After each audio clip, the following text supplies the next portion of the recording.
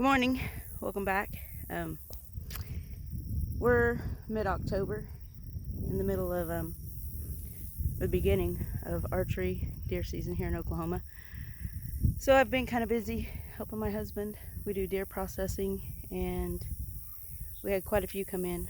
We didn't have near that many beginning weekend of archery last year. But I just worked in the garden.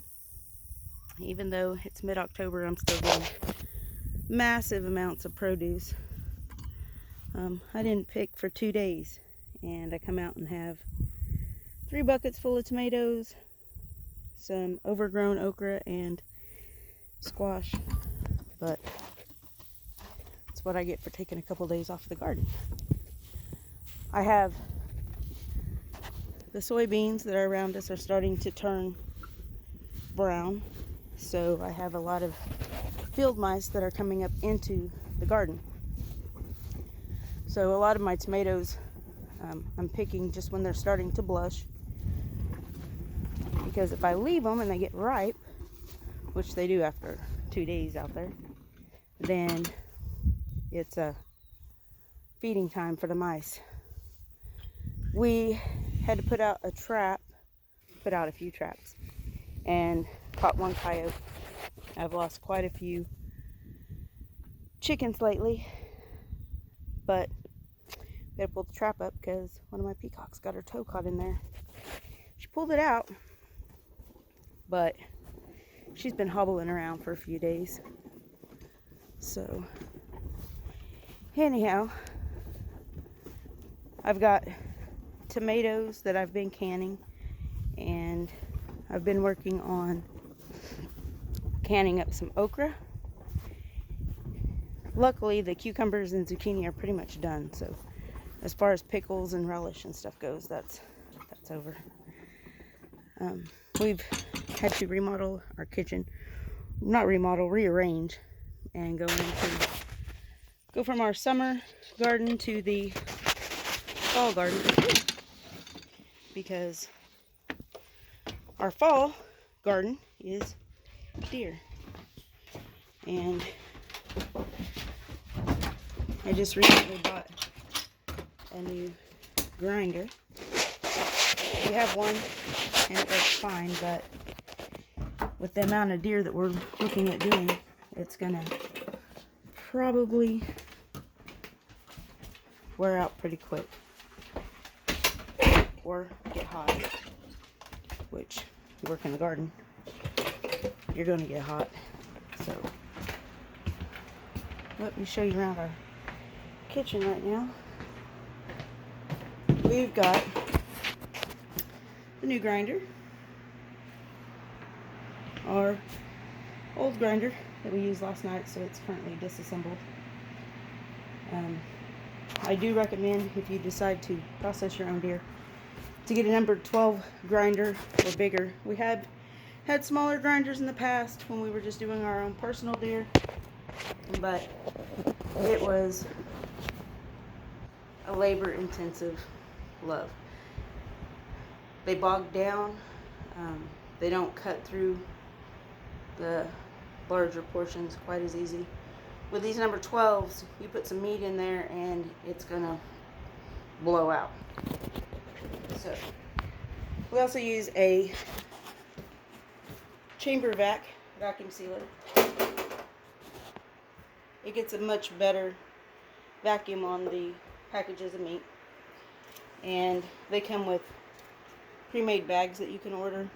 They've got a nice seal on the bottom and around the edges, and then it'll put a double seal on top, which is really nice compared to the vacuum sealers you can buy at Walmart or whatever. Let me see if I can show you. Here's some peppers that I packaged up. See how well and then it's got a good double seal on top, so you don't have to worry about freezer burn and that kind of stuff.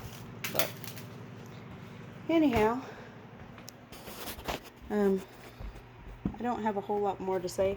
I just kind of wanted to touch base while I was working on the garden. And I've got green hands from picking tomatoes. So remember, because the virus and all viruses, don't forget to wash your hands. But I'll show you some of the tomatoes. This is just more pickling brine. If I have leftover brine, I just throw it in a jar, and then when I need to make some more okra and stuff, I can just boil it, throw it in the jar, and it's good. Some pickled okra, the tomatoes. Look at the color. And then I've done some strawberries. Really great for strawberry shortcakes this winter, whenever. And then I've also done tomato sauce. When you cook tomatoes, shake them up and they'll reconnect. The tomato sauce was made out of different types of peppers, and you see what I'm saying? How all the juice goes to the bottom and then the tomato pulp is up at the top. If you just give it a good shake, it all blends back in. These are really good for chili, goulash, anything that you'd use, stew.